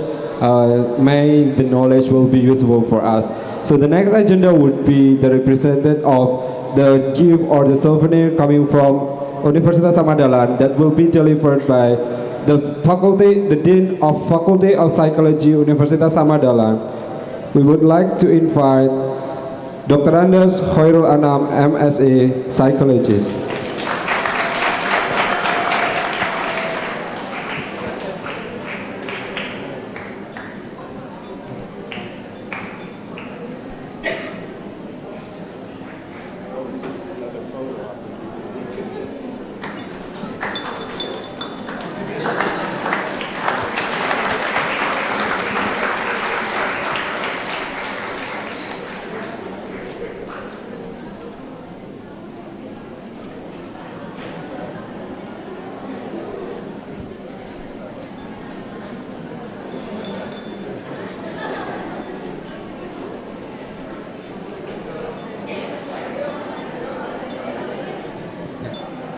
Thank you very much. So, our next agenda would be the closing. There will be closing speech coming from the Dean of the Faculty of Psychology, Universitas Samadalan. We would like to invite Dr. Andes Khairul Anam, MSI Psychologist, to give his speech.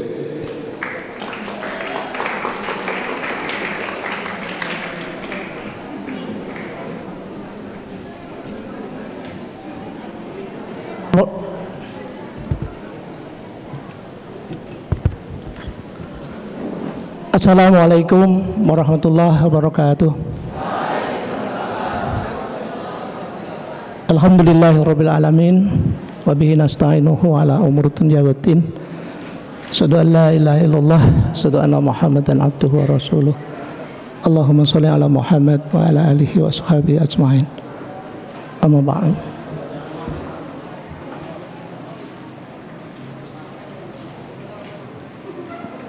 Pertama, mari kita bersyukur kepada Allah yang telah memberikan karunia kepada kita hingga kita bisa bertemu pada acara penutupan konferensi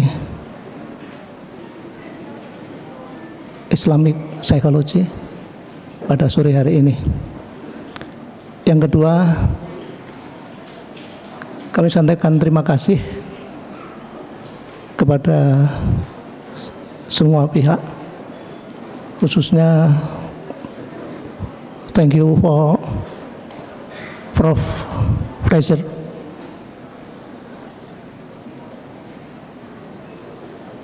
dan kami merasa berbahagia pada sore hari ini kita dapat melakukan pertemuan ini kurang lebih selama 8 jam 8 hours to meet, talk about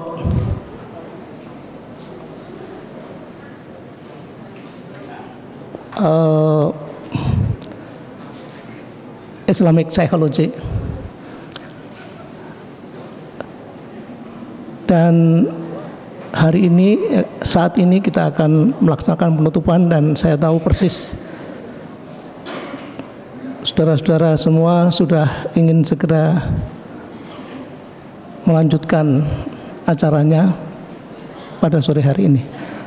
Oleh karena itu, marilah acara malam sore hari ini kita tutup bersama-sama dengan membaca hamdalah, alhamdulillah ya rabbil alamin.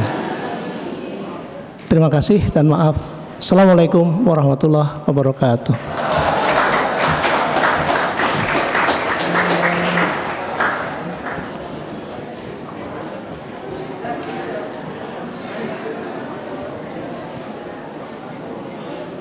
Thank you very much.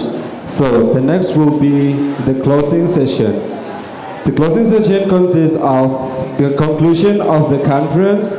First, for the first session conference, the conclusion is the development of Islamic psychology would be very urgent and important.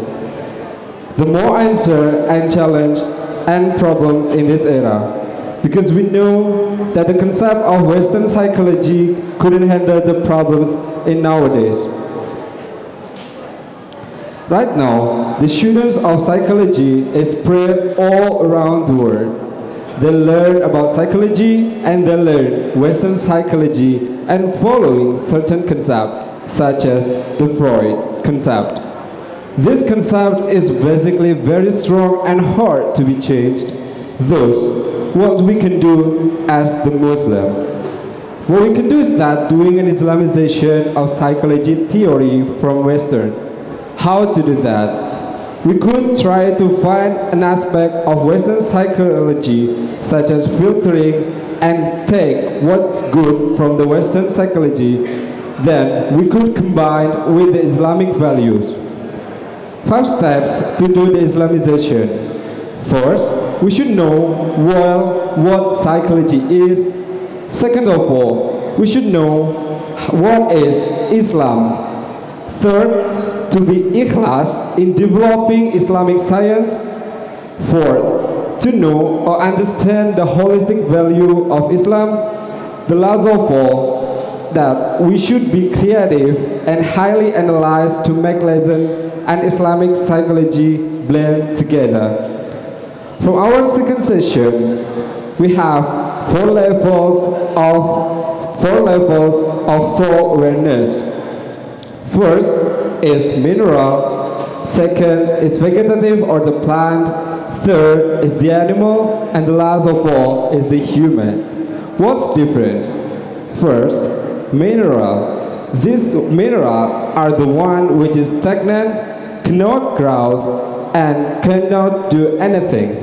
So that's why this is the lowest part of the soul. The higher level is the plant or vegetative. Yes, vegetative can absorb, vegetative can grow, but vegetative cannot move anywhere, so that's why they don't have any intelligence at all.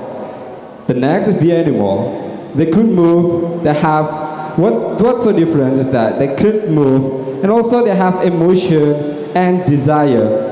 But there is no nerves in the animal, so that's why it could be beneficial for them, or might be it could destroy them or from this kind of soul. The highest level would be the human, which soul called kolbu. This motivated of the affection, love. But what's the difference is that the human soul have the norms. We can differentiate what is good and what is bad for us. So that's why this is the highest levels of soul itself. And Islam teaches us how to achieve the highest level of that soul.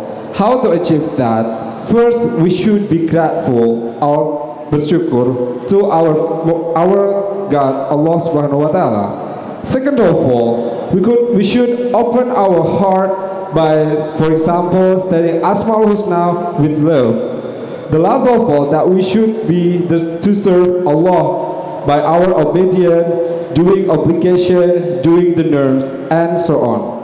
That's all the conclusion for this conference. The next one would be, on behalf of the committee, we would like to send our gratitude, our thanks for all the participants, for all the invited guests, for all the ones who involved in this international conference.